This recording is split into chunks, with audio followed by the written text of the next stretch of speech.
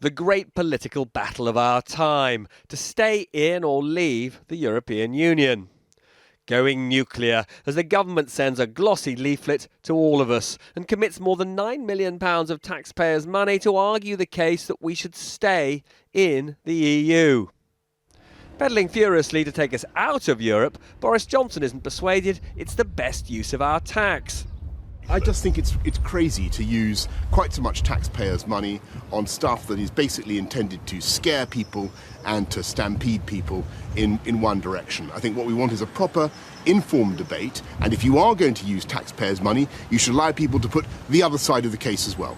Well, the government's official position is that we do believe the remaining in a reformed EU is the right thing for Britain, it's the right thing for our jobs, for our security. The public are very clear, 85% of them have said they want more facts from the government. So each household will get this glossy leaflet. It makes claims, such as that leaving the EU would be an economic shock that would put pressure on the value of the pound and would damage living standards. Ministers say those are facts. Others see them as propaganda.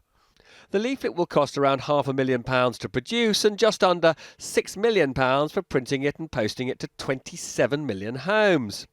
Another £3 million will go on a related website and promotion on social media, for a grand total of £9.3 million. Considerably more than the £7 million each of the so-called lead campaigning groups is allowed to spend. So the government are using nearly £10 million of our money to tell us what we should think and how we should vote. That, I think, is outrageous. The rules for this game are very simple. There is a yes campaign, there is a no campaign. Both have to register with the Electoral Commission. The government haven't done so. I think, actually, apart from being wrong, it's legally very questionable. Downing Street insists it's only doing what the Labour government of Harold Wilson did in 1975. It too sent a leaflet to all homes. Now, unlike Harold Wilson, David Cameron didn't sign his booklet. Maybe he fears not everyone will follow his lead. His officials insist all he's doing is responding to public pressure for more facts to help us make up our minds. The problem is there'll be many who say the government isn't giving us hard information, but just another opinion. Well, Robert joins me now in the studio. Robert, this is already a pretty divisive issue, but how deep and lasting an impact do you think this latest row is going to have?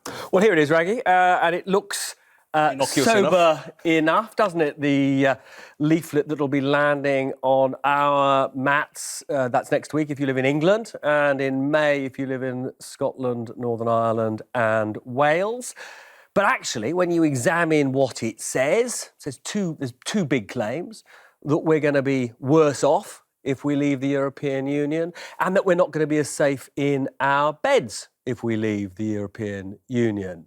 Now, the Prime Minister says this is fact, and the government would never put its name to anything other than fact. Of course, there are plenty of people, we've heard some of them just in my little piece, Boris Johnson, Nigel Farage, who say this is opinion. They say it's propaganda, and they're absolutely hopping mad about it. So there is going to be a furious row. Nigel Farage thinks it may even be illegal. Actually, I spoke to the government about whether they'd taken the advice of law officers, and they said they had. They don't think the courts will be able to block this, but I think an already heated and increasingly nasty campaign is going to get worse.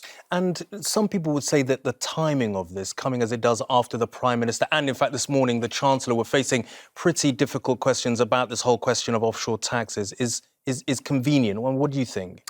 Well, I don't think you can see it just as a sort of cynical ruse to change the headlines. Why is that? Well, it's because actually 23 million of these things have already been exactly. And printed. a lot of money spent on it. They had to be, the announcement had to be made sometime, and they're going to be distributed next week.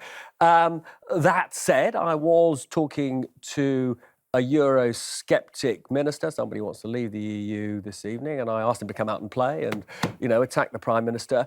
And actually, he said he wouldn't, because he said he thought this was, I think, what Linton Crosby, the Prime Minister's media advisor, has called a dead cat bounce. What does that mean? You've got a bad story running, you get another story onto the headlines to knock it off. And what was significant, it seemed to me, about this minister's comment is relations with the Prime Minister are so bad that actually he would rather have the Panama story on the front page than a row about this.